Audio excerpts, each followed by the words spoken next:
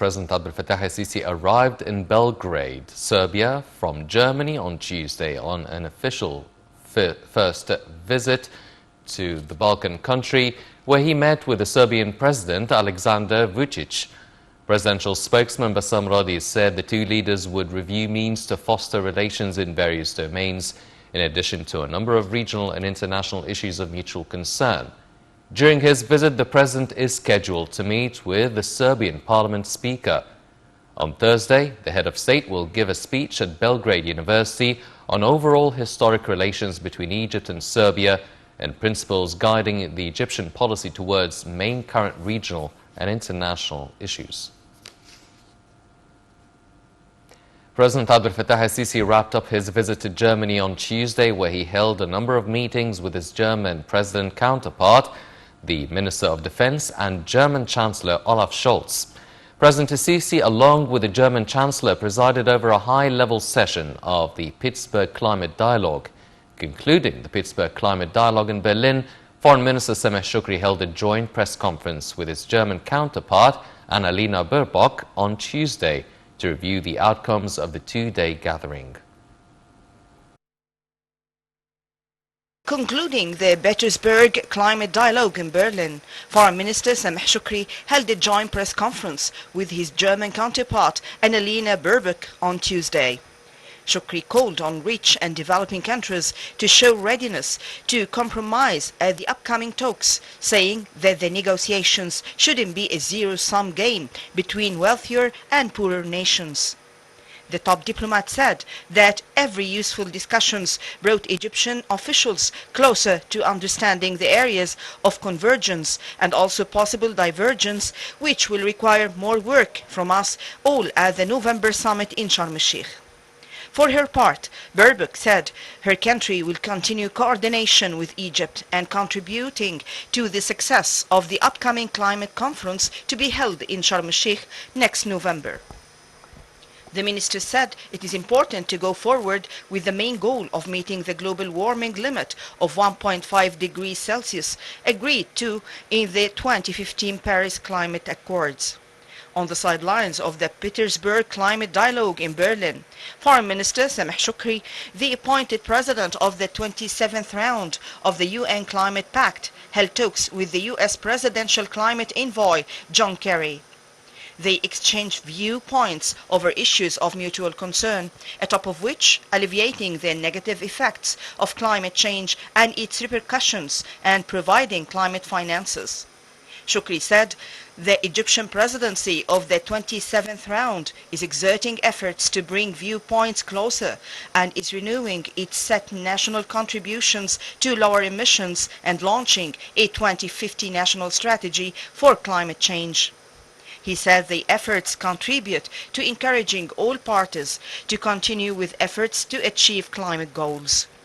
Before heading to Serbia, President Abdel Fattah el-Sisi held a number of meetings with his German counterpart, the Minister of Defense and German Chancellor Olaf Scholz, in Berlin. The President, along with the German Chancellor, presided over a high-level session of the Petersburg Climate Dialogue.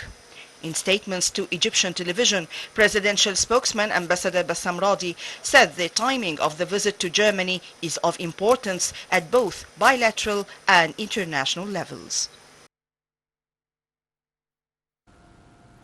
Prime Minister Dr. Mustafa Madbouli sent on Tuesday a cable of congratulations to President Abdel Fattah el-Sisi to greet him on the 17th anniversary of the 23rd of July revolution.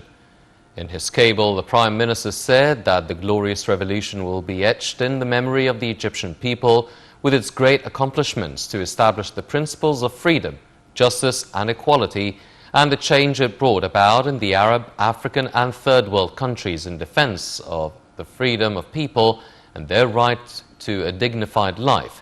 Madbouli also wished Egypt more progress and prosperity. The Board of Trustees of Egypt's National Dialogue held its second round on Tuesday to determine national priorities and agenda for the upcoming debates. The second round took place at the headquarters of the National Training Academy to review suggestions and issues forwarded to the Secretariat of the National Dialogue's Board of Trustees.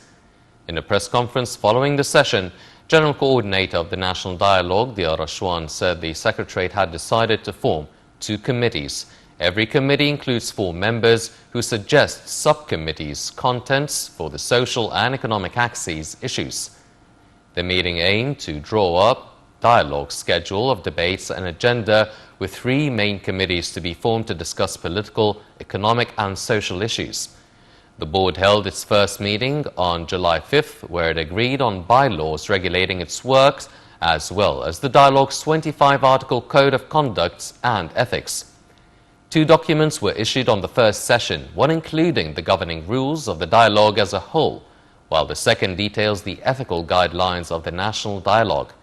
The first session also witnessed endorsing the decision on the formation of the Board of Trustees.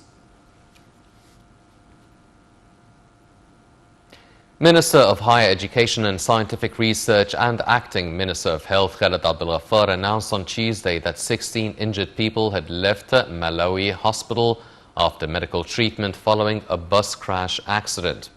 The bus carrying around 45 passengers crashed into the stationary truck near the village of Al Barsha, some 300 kilometers south of Cairo in El Minya Governorate. At least 23 people died and more than 30 injured when the bus they were traveling collided with the parked truck.